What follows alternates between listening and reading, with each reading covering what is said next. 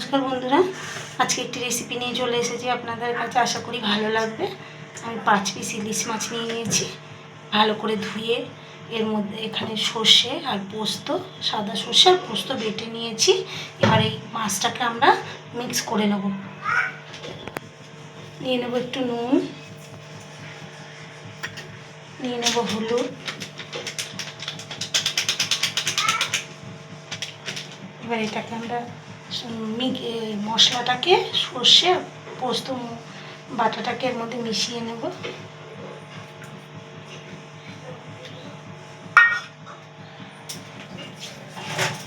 এবার দিয়ে দেবো তেল, কাঁচা সর্ষের তেল।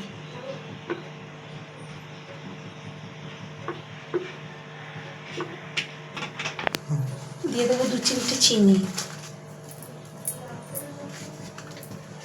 দিয়ে ভালো করে এটাকে মিশিয়ে নেব।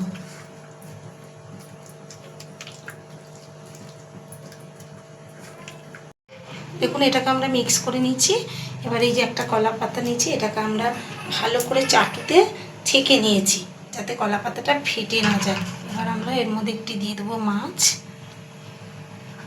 দিয়ে দেবো একটু মশলা,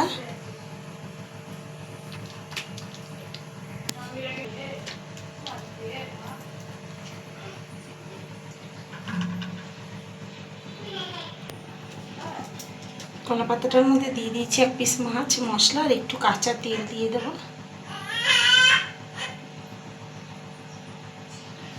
আর একটু লঙ্কা দিয়ে দিলাম।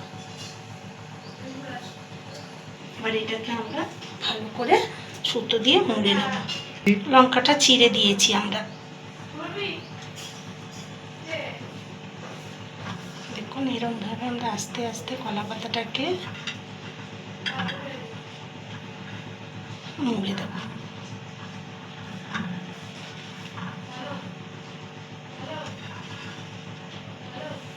দিয়ে এবার এটাকে আমরা এরকমভাবে বেঁধে দেব।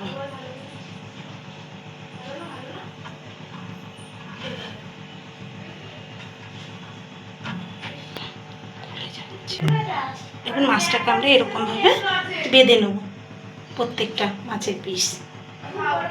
পাতাগুলো বেঁধে নিয়েছি। এবার আমি এর মধ্যে ভাতের হাঁড়ির ওপরে একটা ঝাঁঝরি থালা বসিয়ে আমি একে একে এগুলো বসিয়ে ভাপ দিয়ে নেব।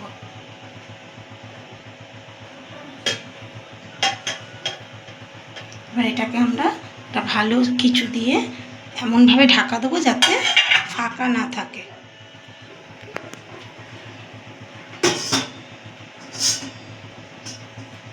20-25 মিনিট পর আমরা ঢাকনাটা খুলে একটু উল্টে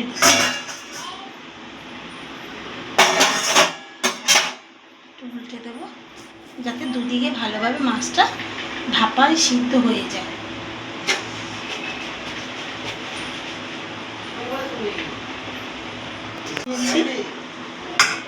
এবার এটাকে আমরা আর একটু ঢাকা দিয়ে দেব।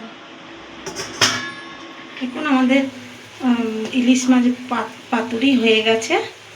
আমরা এক এক করে নামিয়ে নিচ্ছি। এপিট ওপিট উল্টে 15-20 মিনিট পর এপিট ওপিট উল্টে আপনারা দেখে নেবেন। দেখুন, আমাদের পাতা ভাপা এই মাছ পাতুরি হয়ে গেছে।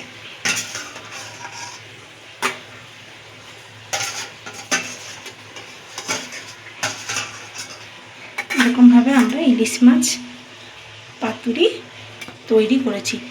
আমাদের রেসিপি এখানেই শেষ করলাম। নমস্কার, ভালো থাকবেন, সুস্থ থাকবেন। আশা করি আপনাদেরও এটা ভালো লাগবে। দেখা হবে পরের একটি রেসিপি নিয়ে। ভালো লাগলে একটা লাইক এবং সাবস্ক্রাইব করে দেবেন।